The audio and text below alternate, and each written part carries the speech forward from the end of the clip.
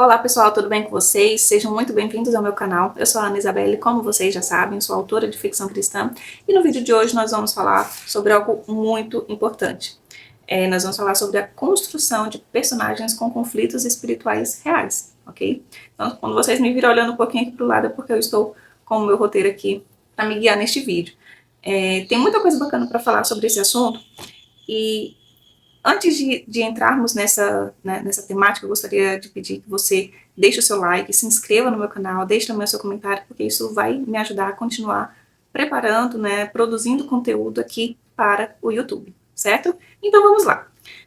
Então, quando a gente fala da construção de personagens dentro da ficção cristã, a gente precisa, em primeiro ponto, entender que nós não podemos fazer algo raso, algo meia boca. Como eu falei em um short passado, o leitor ele entende perfeitamente quando a história está muito rasa, quando o personagem ali tem uma fé sem muito fundamento, quando a leitura está enfadonha, enfim, quando a narrativa não está legal. Então, querendo ou não, o leitor de ficção cristã é um leitor exigente. Ele não vai querer água com açúcar, certo? E uma coisa que a gente precisa entender desse tema é que para construir personagens bons, a gente não pode fazer personagens perfeitos. Bons personagens dentro da ficção cristã não são personagens perfeitos, que não erram. Muito pelo contrário, a gente tem que mostrar o conflito real.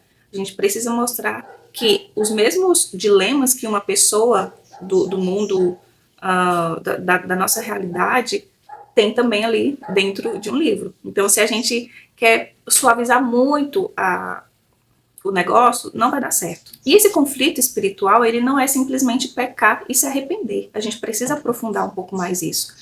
Por exemplo, ele crê que Deus perdoa, mas não consegue perdoar a si mesmo.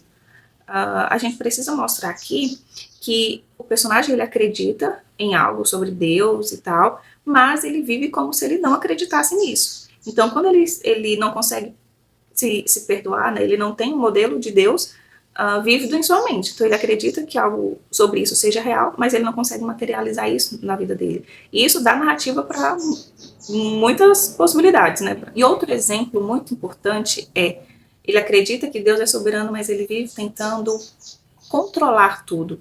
Já se percebeu nesse dilema? Nós mesmos, constantemente, queremos controlar a situação.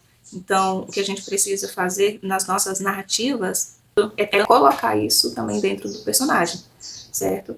Outro exemplo, ele ora pedindo direção, mas no fundo já decidiu o que vai fazer.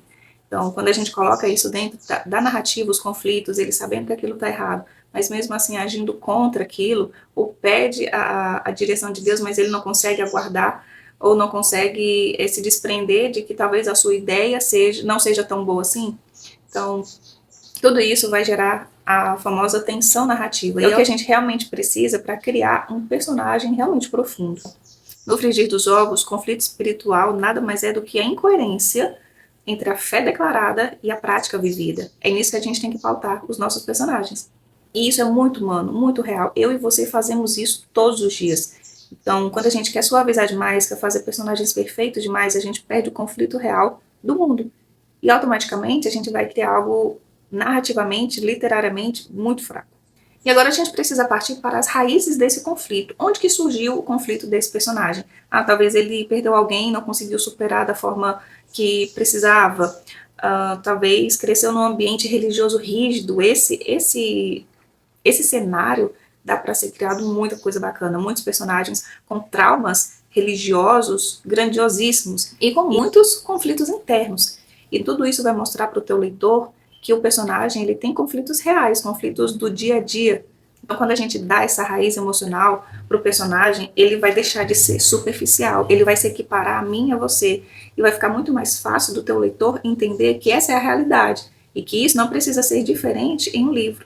E outro ponto importantíssimo é sobre não resolver rápido demais. Por vezes a gente quer resolver tudo em um capítulo só, mas a gente tem que colocar um freio aí.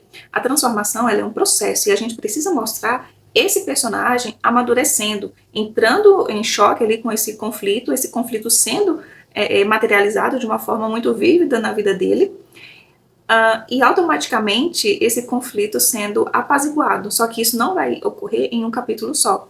Ele precisa estar sendo confrontado no dia a dia e não em uma ocasião única, ok? Outra coisa muito importante é você mostrar dentro desse conflito em que ele vai estar submerso, ele resistindo, ele tentando justificar as atitudes dele diante do conflito em que ele vive.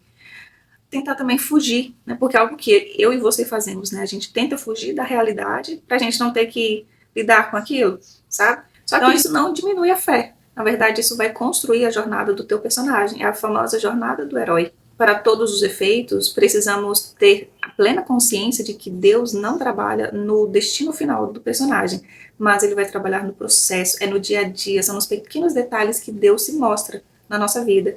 E na ficção cristã a gente precisa mostrar isso muito bem. Vamos entender agora um pouquinho mais sobre esse conflito espiritual. Em primeiro lugar, ele não é só pecado visível, certo? Então, um conflito, né, espiritual, ele pode ser o orgulho, algo muito bacana de ser trabalhado, questão do orgulho, autossuficiência, achar que a gente não precisa de Deus, né? Medo de vulnerabilidade, necessidade de aprovação. Todos esses pontos, eles podem ser perfeitamente plausíveis para você construir o conflito do teu personagem.